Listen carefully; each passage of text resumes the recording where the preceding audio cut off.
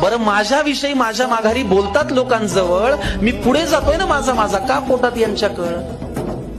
बरं वाईट याचं वाटतं की या वाईट लोकांचा एक संघ झालाय आणि मी वाईट वागत नसून यांनी मला बाजूला केलाय.